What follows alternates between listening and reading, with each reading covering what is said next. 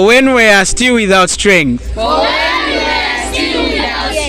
In due time. Christ died. For the ungodly. Wow. Romans chapter 5 verse 6. For when we were still without strength.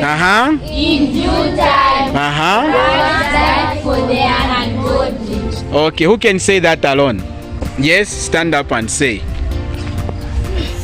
Romans chapter 5 verse 6. For when we were still without strength, in due time Christ died for the ungodly. We clap for her.